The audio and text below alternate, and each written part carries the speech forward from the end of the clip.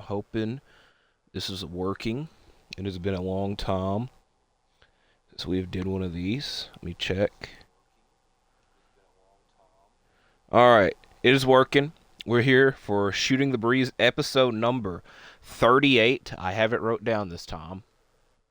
It is a bit funny because I've not done a Shooting the Breeze episode in a month. I've still made a lot of videos, though, and almost anything that I would talk about in a Shooting the Breeze, I've obviously talked about in those videos that I have made. But for those that care about Shooting the Breeze, the last episode, let me backtrack a little bit.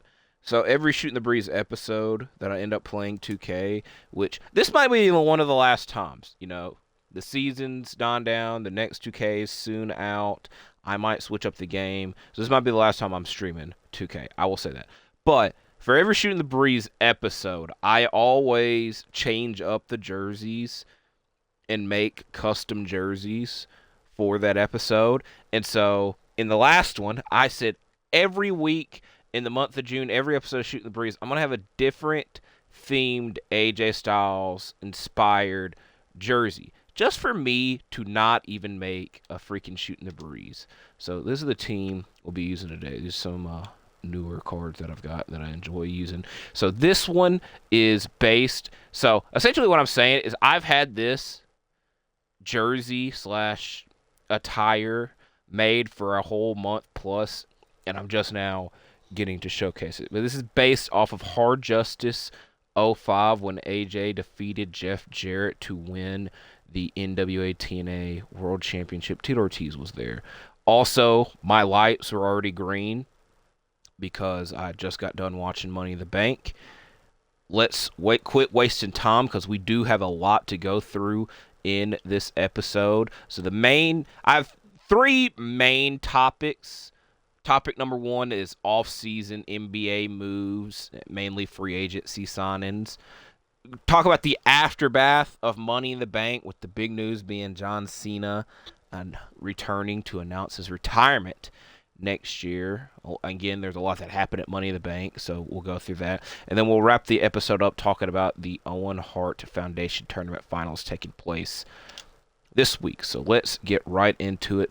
Talk about the NBA offseason. I've made 2 trade reaction videos. The first one being, or I guess I should say off-season action videos. The first one being the Mikal Bridges trade, which was, that video was such a long time ago, but that signing was officially announced today. Or trade.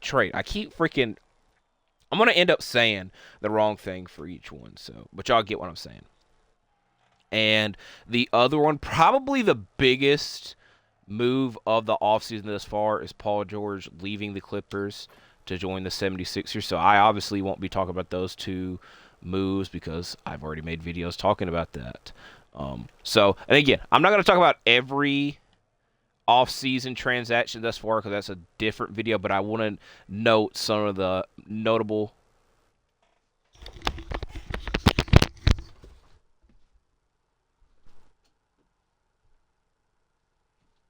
Hold on. I got extremely scared. I thought I heard something, and I didn't. When you got these headsets on, and you got the fan on, it gets very loud, so sorry for the silence.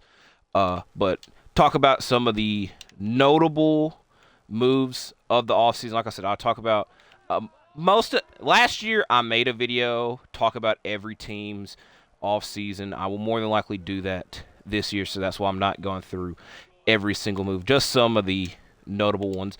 With the first one, I did just lie to y'all because, again, we're officially a week in since free agency happened. Okay, we can't make a damn shot. Let's concentrate on that first. We get the block, though. We did. Hooray. You couldn't get the rebound, Mo. My Grizzlies. What are we doing?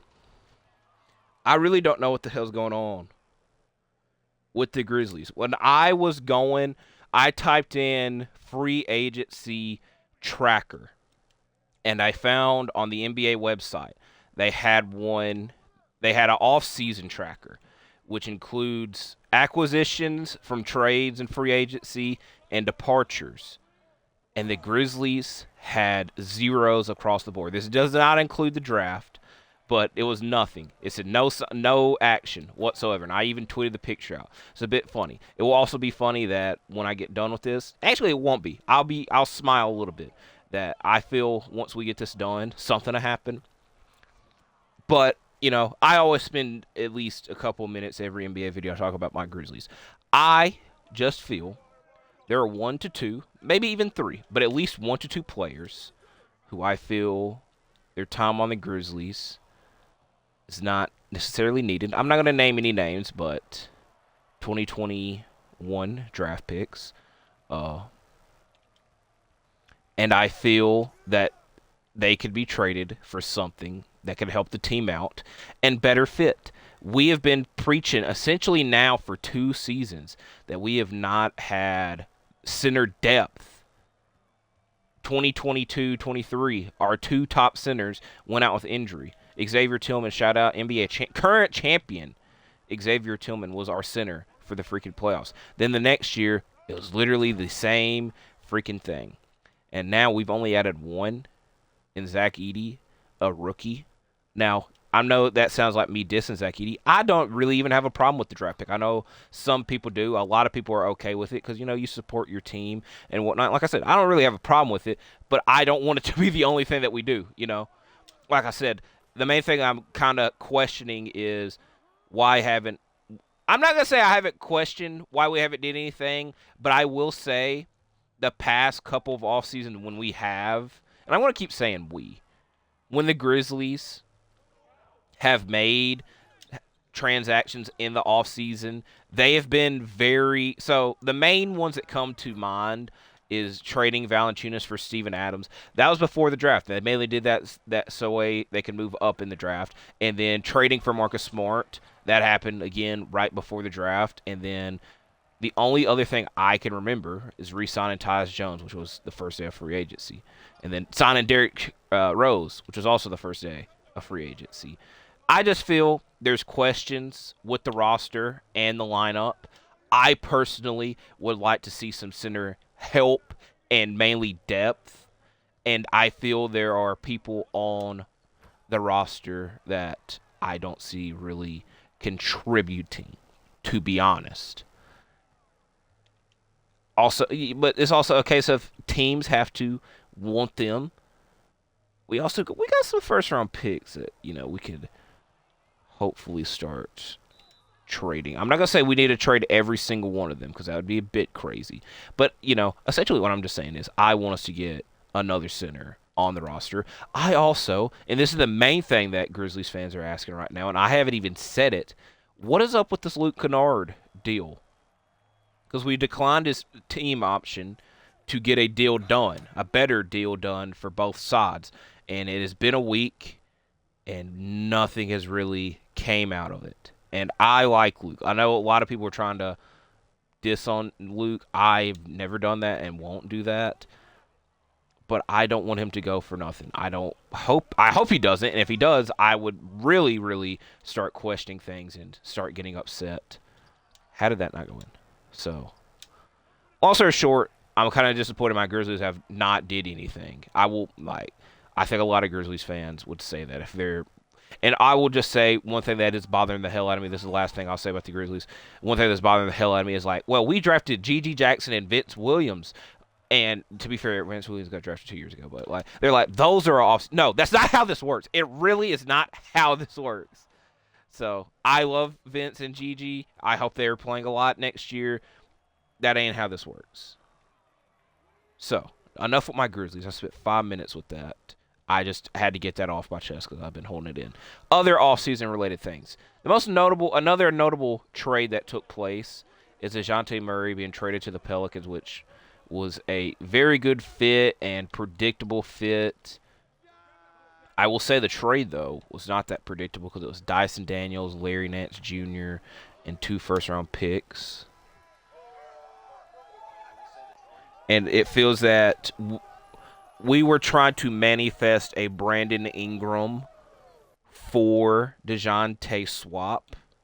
For the Pelicans, if they are moving on from Brandon Ingram, it is understandable. But right now they don't have a center. They really like. I know they drafted one. This is why I don't want to talk about the draft because I don't know who was drafted, what, and where. I know some, but not as much as somebody that makes NBA videos should know. But again, I would say they definitely don't have an experienced center. I will say that. They also have abundance of forwards that they cannot all play at once while also having CJ McCollum because I would imagine their lineup next year will be Dejounte. I don't as of right now, I don't know what it's going to be. I'll just say that. I would say it's Dejounte, CJ, Herb Jones, Zion, and whatever center they acquire, more so from trading Ingram with Trey Murphy coming off the bench. Personally, I would have CJ come off the bench, but I feel that he makes too much money and has too much experience that they won't do that. Maybe that's a wait and see situation. But the trade, I will just say, is weird for both sides because, again, the Hawks' perspective, it's like, what do you do with Trae Young? Because this team, I like Dyson Daniels, which was the main piece I would say the Hawks got out of this, and I don't think he fits that well with Trae Young, I don't know what they do with Trae Young because there's the market for point guards right now is weird because I feel almost every team has their notable point guards, and if it's a team and I'm just throwing a name out there like the Jazz, they don't, but I don't see them going out of their way to give up a lot to get Trae Young just because they're not that far off from moving on from Donovan Mitchell. And I don't know if I know there's rumors of them wanting to add a star, but there's also a lot more rumors of them wanting to get rid of their star and Lauri Markkanen. And I feel again a lot of teams that we could have saw. And I don't like giving praise or suggestions to the Lakers, but like Trae Young to the Lakers, I feel fit-wise and timeline-wise makes sense. And seeing that the Hawks did not – they took what they took back for Dejounte and Austin Reed – I'm trying to even think in my mind. I don't really want to see D'Angelo Russell go to the Hawks, I would say if it's like Austin Reeves, Hachimura, and picks for Trae Young again for the Lakers, I don't know. I'm just talking out of my ass. What I'm essentially trying to say with this Dejounte trade is – what the hell do the Hawks do to make Trae happy? / where the hell could they trade him if they want to? For the Pelican side, I would like this a lot more once they have moved on from Ingram, which seems more or less difficult because the top team that was rumored was the Kings. And they probably had the most notable move. This is what I'm probably putting in the thumbnail is DeMar, because that happened today when I'm filming this. But they definitely not going. The Kings aren't going after Ingram now after acquiring DeMar. I would say and this is not me, the two destinations that I could see off the top of my head, and I don't hate the fit, would be the Blazers and the Pistons. Now, I say the Blazers, and even to be honest, the Blazers, not really the craziest thing now. I would say they gave up. I'm not going to say they gave up a lot to get Denny, but they gave up a lot more than probably people would expect. And I don't hate that for the Blazers because I was one of them to get some wing help. Now, again, the thing is with the Blazers, they have 3 to 4 tradable pieces that I don't think is as important to their future as other people. So when I think of the Blazers, I think of Scoot. I think of 4 people now. I think of Scoot. I think of Sharp. I think of Denny, and I think of Klingon. And then there's the other side of the things where they have Simons, Grant, Ayton, and Tom Lord. Now, Tom Lord, I feel, would be a great bench center for them just for his injury history, and once he builds himself back up and hopefully is healthy again, then you could start thinking as a tradable piece. But in the case of drafting Klingon, I don't see how that fits well with Ayton, and to be honest, I think a lot of teams would like to have Klingon over Ayton just due to contract size right now. But again, when I'm saying for the Pelicans, they don't really need Ingram. They need a center. an Ayton Ingram swap, I know sounds pretty mixed results on paper, but as a guy that respects, I respect positions and want positions lined up, I think it is okay. So that's just one off the top of my head. With the Pistons, I was thinking before the draft, like the Pistons pick Ivy and Stewart for Ingram. And especially now, the Pistons have had an okay offseason because they traded for Tim Hardaway Jr. and they signed Malik Beasley. I will say I'm a bit concerned that those two will take minutes away from Ivy, and Ivy's just kind of lost in the shuffle in Detroit, because that was very much what we were hearing a lot last year when Killian Hayes was being played more than him, and that was the main criticism for Monty Williams, even though he's not there anymore, but I'm just throwing it out there. Wherewith now, you got Ingram, or you got Cade, you got Beasley or Hardaway, you got Ingram, you got Tobias Harris. That was the other thing I was forgetting for the Pistons. Tobias Harris over me, and you got Duren. Again, that's mainly trading him for fit and needing a center, and I don't hate Isaiah Stewart on the Pistons. Ivy, again, I feel he'd just get lost in the shuffle in New Orleans. But like I said, he's slowly kind of getting lost in the shuffle in Detroit. That's just doing a move for the sake of doing a move. That's just me also thinking off the top of my head. We'll have to continue and wait and see. Maybe we get a trade at some point, and I can make a video about it. Again, it's the waiting game. So we're only one of the moves in. So I already hinted at it. The move that happened today, and the main reason I'm doing this video, DeMar sign and trade to the Sacremnto Kings. That went in. That's pretty nuts.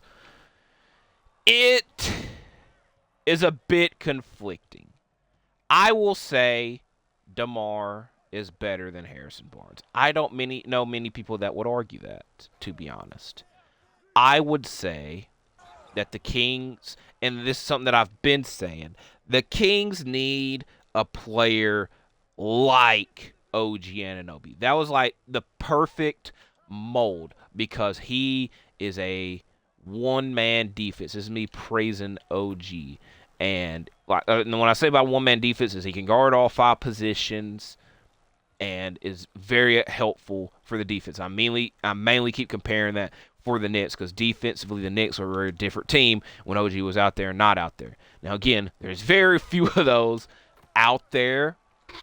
Like Jeremy Grant, I feel is a good name that I can throw out, but he's maybe a tier below OG. But essentially what I keep saying with OG is he would have been a perfect fit for the Kings, but it ain't happening now. He just re-signed with the Knicks, so you get the point I'm saying. Where DeMar, he ain't a one-man defense. He is a one-man offense. He does a lot offensively. I'm not going to say he can do everything offensively, but he does do a lot offensively, and he's a more consistent and better player than Harrison Barnes. This is the main thing that I keep including with this. But the main factor and the question mark for this is the defense, because Fox provides a lot, but if your best player, defensive player, is your point guard, you're probably not the best defense in this day and age. Monk and or Herter, not the best defenders. DeMar, Keegan Murray, I love Keegan Murray, probably the best defender out there in this 5, and then Sabonis, who I will say, I'm going to keep comparing Sabonis to this My Team card that I have of him. This My Team card for Sabonis is great defensively. If this was real-life Sabonis, they would be a top team in the league, because he's a great defensively, but this is a video game compared to real life. You get the point I'm trying to make there. So, I don't hate this move. I respect the Kings for doing something different and not trying to do the same thing and moving on from Harrison Barnes, because he has been there for a hot minute. I respect that DeMar was ready to move on from the Bulls, because there was a bit of concern factor that he would stay, but after the Caruso trade happened, it seemed that, yes, a change/trade would happen, and that did happen. But I said in my free agency predictions that DeMar is the most intriguing, because I have no clue where he can go. And fit-wise, a lot of the teams would be questionable. I feel that the Kings were one of the least questionable ones because he fits in offensively, but defensively, not so much. So I don't really have any problem with it. It'll make the Kings more fun. I will say this jersey matchup is horrendous and a bit distracting. So other notable offseason moves to talk about. Klay Thompson, probably one that I should have made a separate video from, but it's like so rumored and back and forth rumored that I just never really did. And also someone that has been tortured by the Warriors' dominance for years. You know, I wouldn't have had many nice things to say, but it's nice to see some. It's weird because I respect loyalty, and Klay was the second longest tenured player in the league, I believe, behind Curry. And now that's all thrown out the window. I also feel that in the NBA, where people are literal millionaires and the dollars and cents to some shouldn't matter, and I feel Klay was one of those. It's weird, but I understand. He wanted his money. They didn't want to give him his money. He feels he helped that team out a lot through his tenure there, and they gave money out to players that fit that mold and did not fit that mold. And you can guess who I'm saying there. I'm not going to say, but you can guess. So I understand it. Him going to Dallas, he's not going to be any worse than Tim Hardaway Jr. I'm going to keep comparing him to Dallas to, is he going to be better than Tim Hardaway? He's going to be better than Tim Hardaway Jr. because that's more than likely this. I'm not going to say the same role, but similar role that he is going to be in. So it will be intriguing to see him on a different team and what he can do. And I don't really hate it.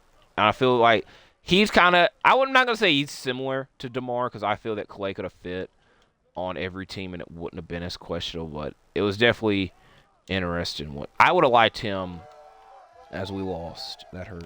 I would have liked him in Philly, but I don't know if they would have been able to get the money to work. So I'm just throwing that off the top of my head. And again, that doesn't really matter. So like I said, he's going to be better than Tim Hardaway Jr. It's an improvement over that. Sorry to throw that shade, but I did give Tim Hardaway Jr. a compliment when I was talking about the Pistons. So next one to talk about is in line with Klay. I don't want to drink water because it is hot. And my eyeball hurts because I accidentally poked myself in the eye the other day. So at random times, it starts to hurt. But next one to talk about, Buddy Hield to the Warriors. I'm not going to say he's very similar to Klay, especially because we're mainly just going to be talking about 3-point, not percentage, but 3-point stats and shooting. Obviously, is very similar to Klay. I don't hate it. It is what it is.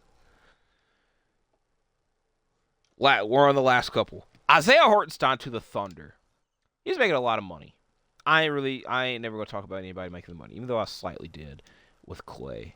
But I do, the thing I like the most about it for OKC is because they have flexibility, and Chet being at the power forward is very similar to what the Grizzlies had a couple seasons ago when Steve-O was there and you didn't have to play Jaren at the 5 and have Jaren Roman and being better defensively while someone's in the paint locking it down.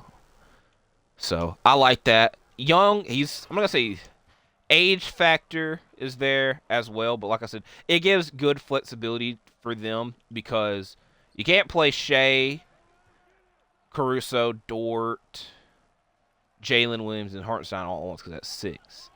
So I imagine in the beginning they start him and have Caruso come off the bench. It is what it is. Good for him to get rewarded for his big playoff run. And the Knicks still need to do something to fill that void because I don't think that Mitchell Robinson can do that just himself. So interesting to see if they do anything there. KCP to the Magic. I don't hate it. Here's what I will say. I don't hate it.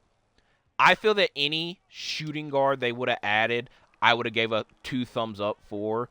And he adds shooting, 3-point shooting, which was very much needed, and defense, which is already a strong suit of the team, so they got better there, and literally playoff championship experience as he has 2 rings with 2 different teams. So like I said, there's a 2 thumbs up there. And I'm putting this in quotation, issue. And it's something that I've thought of for a minute. As I compare the Magic to the Heat, because they are the 2 Florida teams, and Miami always, every once in a while, gets the big free agent signing.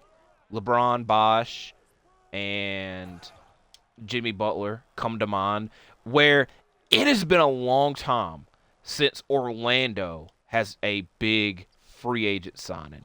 And I mainly am comparing this to T-Mac and Grant Hill back in the day. That was 2000, so 24-ish years ago. What I'm saying is, like, I don't understand why more big free agent names haven't went to Orlando over the NBA time period than they have with the Heat, especially when Dwight was there, because a lot of those, like, big transaction and big names there, like Vince Carter, Gilbert Arenas, were via trade. So I don't understand why more star players haven't went to Orlando compared to Miami, or at least the same amount, I guess I should say, because it's mainly just been, off the top of my mind, T-Mac and Grant Hill. Now maybe it's probably the championship factor, but it's also like Orlando's had like consistent teams. I'm not gonna say like after the post-Dwight era was consistent. They weren't in the playoffs for the longest time, but they at least were consistent. And a superstar name could have went there and helped that out, you know. So that's why I was kind of wanting them to get Klay, but it is what it is. I did smack him. That was a loud foul, like sound effect in my ear, but I feel it was a little bit overdone. So last one that I'm going to talk about was Donovan Mitchell re-signing with the Cavs, because almost all season the concern was, is Donovan Mitchell going to re-sign? Is he going to re-sign? So good on the Cavs from that front, but also I don't know if it didn't make them a better team. They still the same freaking team, and I don't really know what they can do to change their team. I'm thinking they won't. To be fair, when Jared Allen was out there, they were 2-0 in the playoffs. I think maybe 2-1. I don't remember when he went. I think actually they were 2-2, because I definitely remember he missed Game 5. I feel like he got hurt in Game 4. I know definitely he missed Game 5 and then didn't come back. So maybe they're hoping for a healthy playoff run. And compared to other teams, they're still young. And especially the Eastern Conference, when you think of Philly, Miami, Boston, they're kind of the same timeline age-wise as New York, but experimenting and getting better. They didn't this offseason, I guess is what I'm trying to say. But they're keeping their main guy there happy in Donovan Mitchell. But I would not be surprised if we had to have the same freaking conversation next offseason. If they get eliminated. It is what it is. So those are the notable offseason moves I wanted to talk about. As now we are transitioning to Money in the Bank. Shoddy. You know the rest. If you've played Smackdown vs. Raw 7, you definitely know the rest.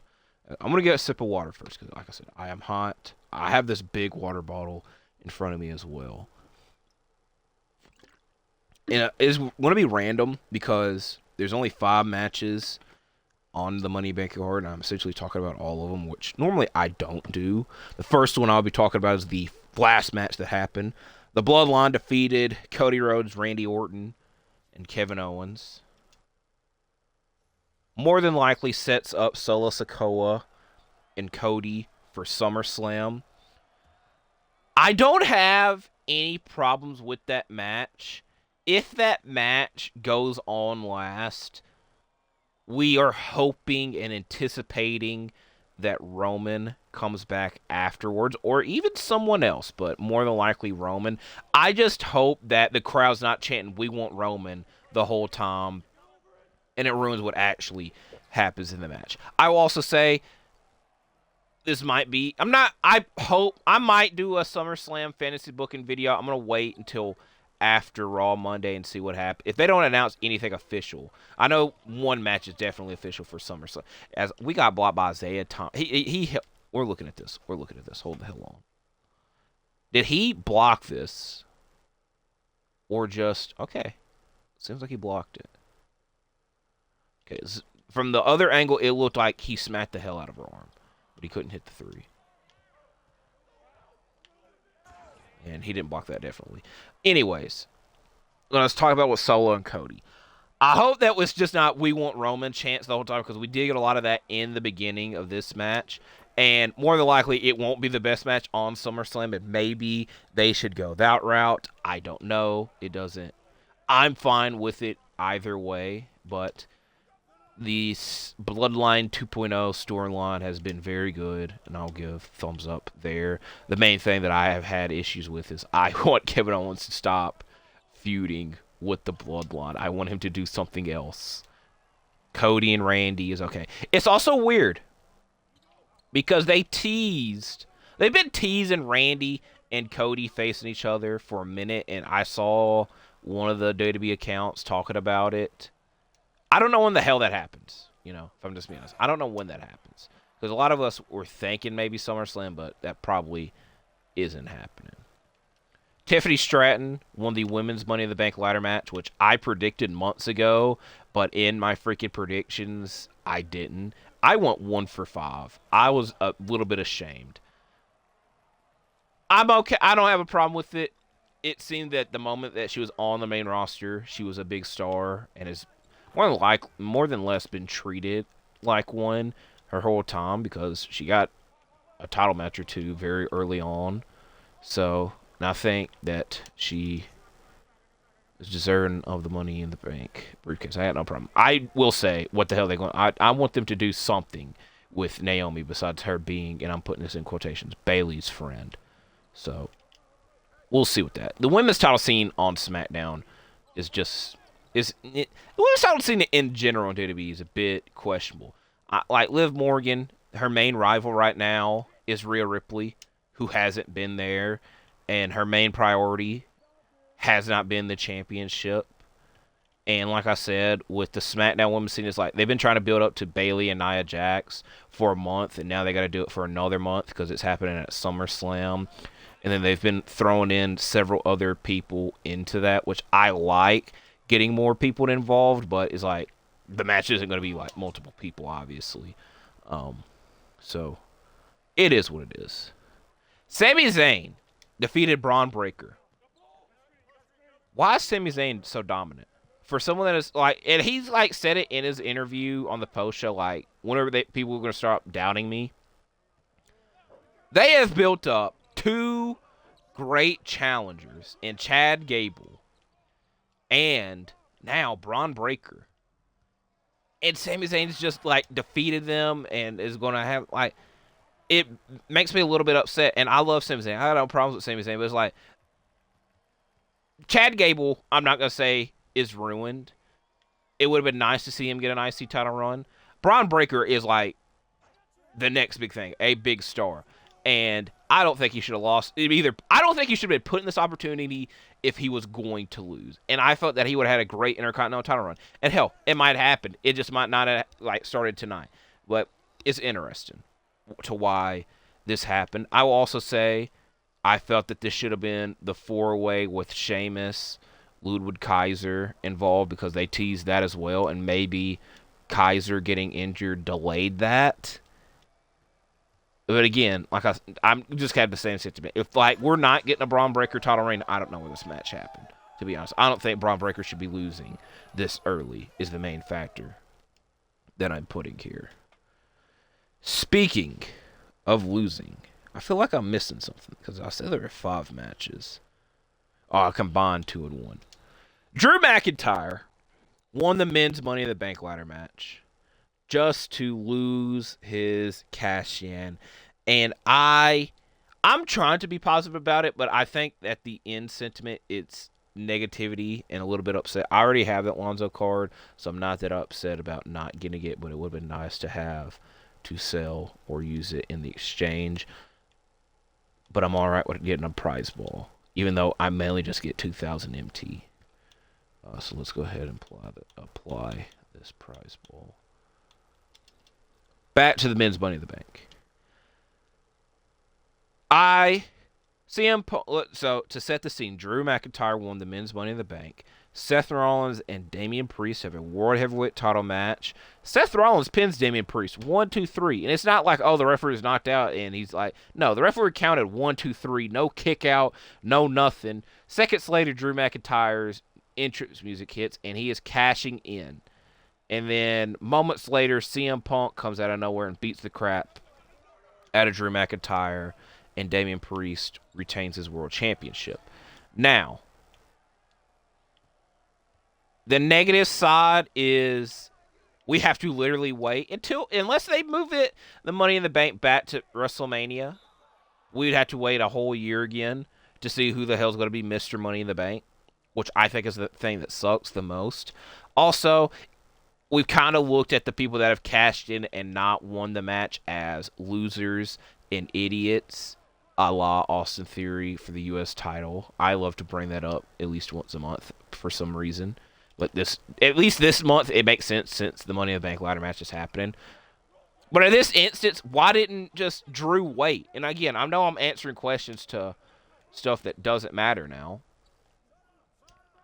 But it's like we saw CM Punk costing Drew happen so many times that we did not feel the Money in the Bank need to be affected. Also, if Punk was there, had he known Drew was going to win the Money in the Bank match, why didn't he just cost him winning that match? You know, I think is the main question that I have. Now, here's what I'll say, looking at it from the other side. A, Seth Rollins cannot challenge for the World Heavyweight Championship while Damian Priest is world champion. That stipulation was added, and Seth was very pissed off about it and calling Punk out about it, renewing that rivalry that feels a little bit forgotten. Now, I got a lot. I'm going to pause this because I do have a lot to say about it. I don't want to mess up. I think, this is me throwing out a theory. I think that we just saw for almost a year Damian Priest have the men's Money in the Bank briefcase and not use it, that they probably just wanted to give it a little break and not need the briefcase, you know? And if you look at both world title scenes on Raw and SmackDown, for SmackDown, Cody's got Solo, Cody potentially has got Orton. Hell, Cody's potentially got Reigns when he comes back. Hell, Cody's potentially got The Rock when he comes back. Potentially is the key word there. For the men's World Heavyweight Championship, Drew McIntyre has been in the mix consistently. Seth just came back. Granted, as long as Priest is champion, he ain't getting involved. You know, there's already a match announced for SummerSlam for the World Heavyweight Championship, Gunther and Priest. The Money in the Bank briefcase for like the next couple of months wouldn't have really mattered. Granted, like I said, you got a whole damn year to worry about that. I do feel it's a little bit of a waste, but I also, like I said, my main theory and thought process is that they just wanted to give it a break and wait it out, especially when you look at both title scenes. The briefcase isn't as needed. That's just me trying to cope, I guess, and think about it. I will say, someone will suggest, more than likely, I would be surprised, unless CM Punk is like legitimately not cleared, which, you know, you can't be getting that damn involved in hitting people if you're not cleared. If we don't get Drew and Punk at SummerSlam or in the immediate future, what am I trying to get at? People are trying to add Seth into this match, which I understand. And the main thing I'm trying to get is, like, people were suggesting this should be a number one contenders match. Now, if that was with Seth, that wouldn't make sense because Seth can't freaking be number one contender to a championship he can't challenge for. So that's why I'm hoping that it is just Drew and Punk. I will say, I have no clue what Seth does now, to be honest. He can't challenge for the world title. I want McIntyre and Punk to settle their stuff on their own. I don't see Seth challenging for the IC title, so I really don't know what Seth does. I do say that he will get back involved and try to get back at Punk at some point. We'll just have to wait and see with that. WWE also announced Bad Blood will be coming back, that pay-per-view, and the rumor is that they want to have a Hell in the Cell match happen at that event. Now, if you listen to commentary at Money in the Bank, they was trying to make us forget, because they were saying the only Bad Blood event happened on this date, 1997, with The Undertaker versus Shawn Michaels in the first Hell in the Cell match. Hey, there are two other two other Bad Blood events, 2003, 2004. And guess what? They both had Hell in the Cell matches, because 03 had Kevin Nash and Triple H, and 04 had Triple H and Shawn Michaels. So I would hope if they do Bad Blood again that they do have a Hell in the Cell match. There are several rivalries in WWE right now that could add the Hell in the Cell stipulation. But I feel that the top rivalry and best rivalry, and one that would be worthy of a main event spot in a library, where the next premium live event like SummerSlam. So what I'm trying to get at is something that people have been getting at for freaking weeks, but I'm finally putting my opinion and 2 cents into it. Punk and Drew at Bad Blood in a Hell in the Cell match, and have it be the main event. Because what I'm trying to get at is that SummerSlam, we're more than likely getting Solo and Cody in the main event. Bash in Berlin, I don't know what we're getting. There's one that I've talked about and suggested, Gunther versus Ilya Dragunov for the World Championship. And I'm very much hoping that Gunther is the main event of that show. And then, like I said, Bad Blood is the next event after that. Now, again, putting the fantasy booker hat on, leaving it on, because I've been doing that for the past couple minutes. I imagine they do Punk and Drew at SummerSlam. I think Punk probably wins that match. I think they have a rematch. I think the first Raw that Monday night, because I don't see them doing that at Bash in Berlin. They could. I'm not against it. But I think that could be like a big match, main event, tune into Raw to watch it match. And the perfect episode I would suggest is the first one that Monday night, they're competing with Monday Night Football, because I know that's always a big time period. Even though, like, during the playoffs, they didn't really care as much about the competition. And then that third final matchup be at Bad Blood in the Hell in the Cell tiebreaker match. That's just me fantasy booking that. And then we get Seth and Punk after that, maybe. I will also say, and this is going to lead to my last point, because the main thing that happened at Money in the Bank. Is there anything else? Oh, this is all right. I'm just going to tell y'all now, I'm really struggling. I hope to God Gunther beats Damian Priest for this World Championship. I have said it ever since Gunther won the King of the Ring. I will say that. And if you looked at Damian Priest's other world title matches, when he defeated Jey Uso, it was the help of the Judgment Day. When he defeated Drew McIntyre, it was the help of CM Punk. When he defeated Seth Rollins, Drew McIntyre was the help of CM Punk. It's kind of questioning his reign. I will say it sucks that his reign has went this way, and down the line might be a little bit... I'm not going to say it. I don't think it can be forgettable. If you win a world title at WrestleMania, it's somewhat memorable, if we're just going to be honest. He's also getting his own documentary. But y'all know me. Big Gunther fan. I want a Gunther world title run now. At SummerSlam. I'm a little bit patient. I want Gunther and Ilya Dragunov at Bash in Berlin. That might be me asking a little bit too much. But I can hope. But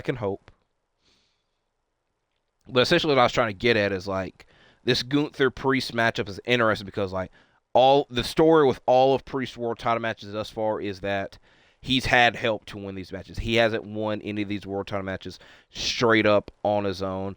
And I feel that Gunther will just straight up beat him on his own, and then we can get into the breakup of the Judgment Day and Priest leaving the Judgment Day, because I could see the Judgment Day slowly breaking up after that, because Rhea Ripley comes back, and I feel she is going to be on her own dealing with Liv Morgan and, to an extent, Dominic Mysterio.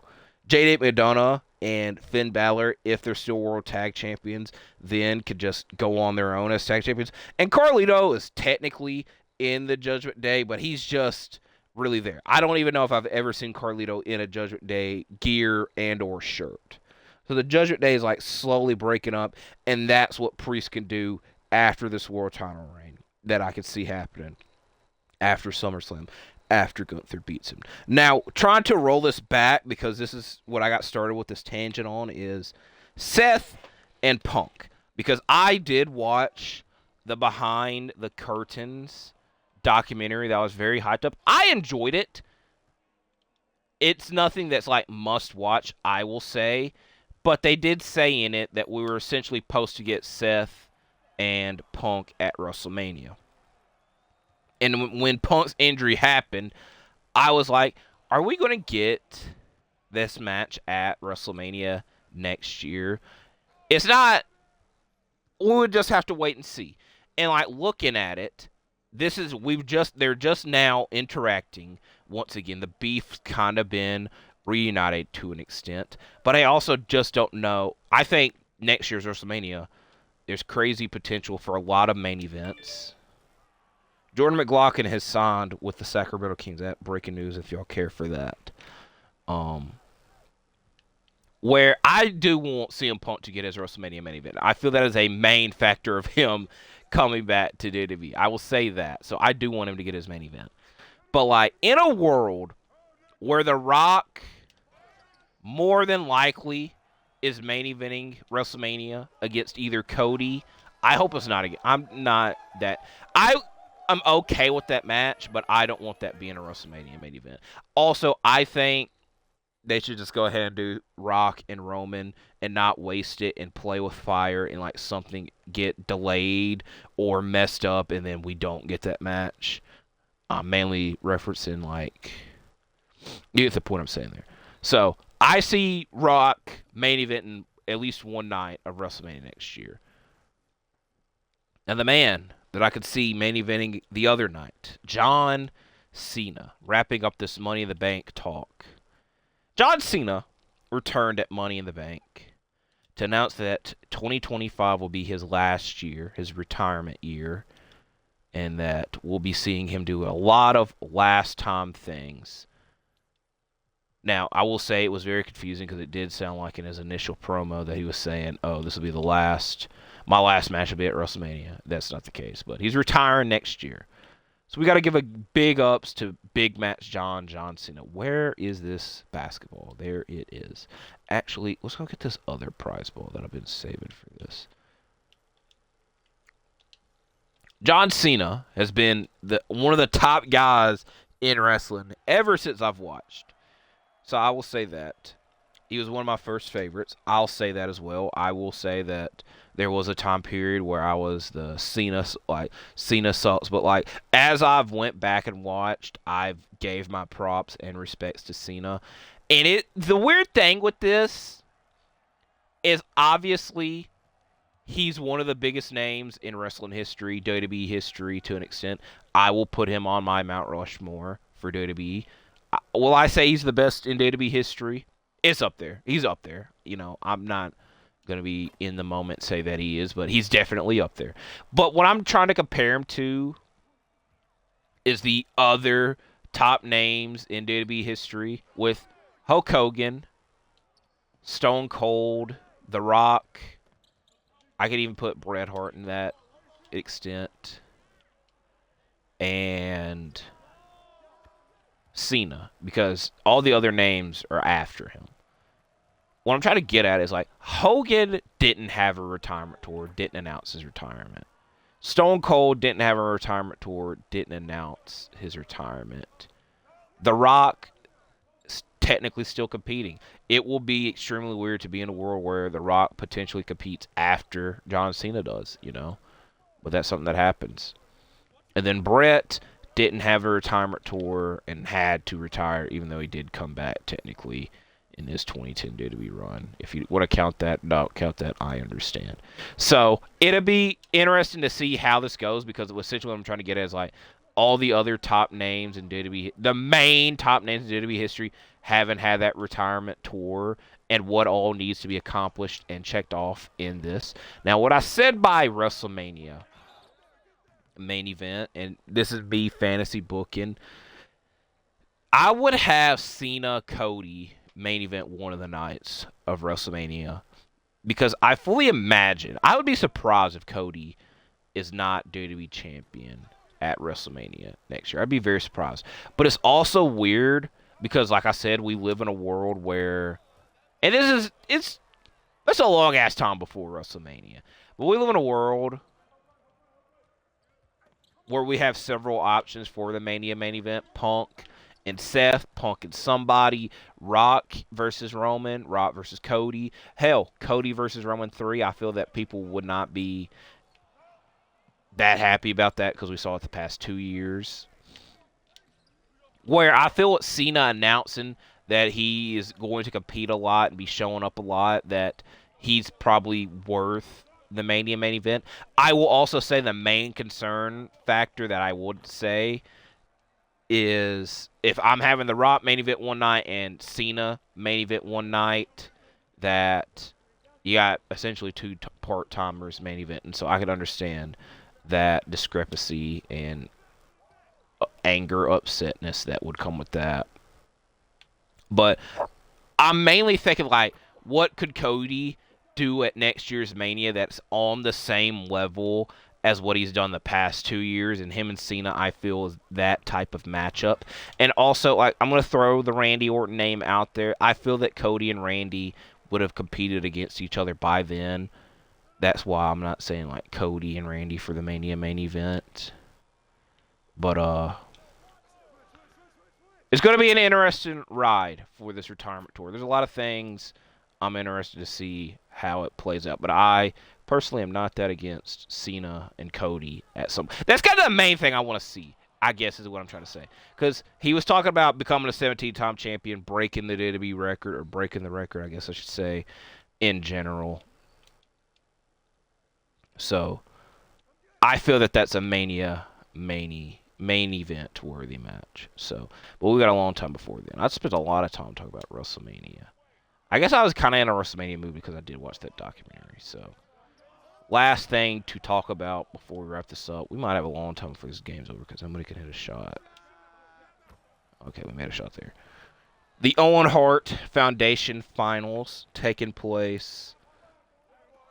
I'm writing down the time that I'm talking about this. This week on Dynamite. In the women's division, Mariah May versus Willow Nightingale. Willow Nightingale potentially repeating as the Owen Hart Foundation tournament winner on the winner's side. But this year would be rewarded with an all-in matchup. I'm pretty sure. How do you have the longest arms and can't catch the ball? I'm pretty sure she did not compete at all-in last year. I predicted this / fully imagine that Mariah May will win this, and we get the her versus Toni Storm matchup at All In. I'm not that against it. I'm not against it whatsoever. So there's that. The one I'm more interested in, the men's side. It's another thing that I predicted / suggested. Bryan Danielson, Hangman Adam Page, 4. I will say that Hangman competing in a tournament in like a less than a week span, or in a week span, is a bit crazy because he had his first round matchup and second round matchup on a Wednesday and then a Saturday. I will say I did not watch Collision. It is in the DVR. This is a 50-50 matchup. I talk about 50-50 booking and matchups all the time, and this is one of them because it's a tiebreaker. They had their first match at Winter is Coming 2021, where Bryan Danielson, they went to time limit draw. They had their second match, which Hangman won. The first Dynamite on TBS. I don't remember the exact date. It was definitely January something, obviously. And then their last matchup that they had one-on-one was in the first round of the vacant world title tournament after All Out 2022, in which Danielson won that. And since then, like I said, I've very much enjoyed this rivalry, obviously. Danielson and Hangman, oh my God, we're ended on a loss. Danielson and Hangman 1 is one of my favorite matches. Danielson in the white attire, like top tier attire choice, and just makes me think of that matchup a lot. If I don't, the thing is, like, I'm expecting, I don't know. Because you're either going down the route of Hangman versus Swerve, which a lot of people are expecting, or you're going down the route of Swerve versus Danielson, Danielson's last chance to be world champion and win at the biggest stage. Where I will say the big factor in that, Blood and Guts is coming up. 5-on-5 match. And people are anticipating that Swerve is going to be involved in that match because it was when they first made the announcement of it, he was, called out by the Elite, and they're going to try to tie that knot a little bit, and then Hangman is going to want his revenge against Swerve. Understandable. So that's going to make him on the Elite side. My thing with that is, like, does Hangman have to win the tournament for that to, like, matter that much? This is what I'll say. I want Danielson to win, but I only want him to win if he's going to win the world title. I've came accustomed to him losing in these big time matchups. I know I shouldn't, and I know it's kind of like discouraging and hard to say that, but I've very much gotten used to it. I wanted him to beat Eddie Kingston at Revolution to be the Triple Crown champion. That didn't happen. I wanted him to win the ROH World title several times from Chris Jericho. That didn't happen. I don't want us to get to All In and then he lose again. That's what I will say with that.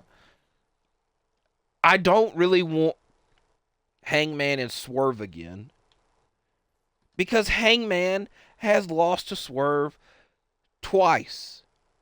If he loses to him again, this is just me, like, kind of hating on Swerve a little bit, but I'm not. It comes off as that. I've said this several times. This will be I was gonna say this will be the last time I say it. That would be me lying to you. So I'll end up saying it again. But, like, I feel they fucked up by Hangman not winning that match at Full Gear. He shouldn't have lost because it was a Texas death match. That was his match. I feel that Swerve still would have had his moment if he lost that match.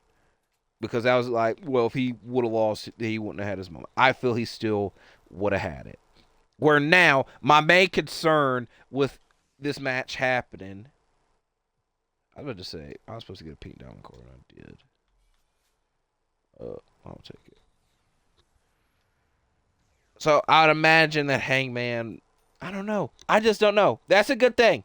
Going into this match and not knowing. Final prediction for it, because I gave a prediction for the women's side. I'm picking Danielson.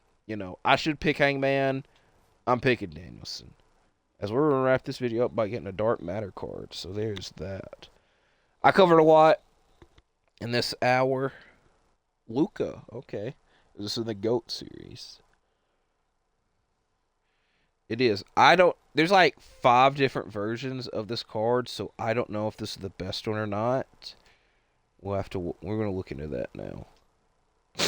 Finally, when I do one of these Shooting the Breeze videos and I unlock a pack of cards, I get a good card. So let's go look at this. I gave up on doing these, by the way. So it isn't the best one. It's like the 3rd best one.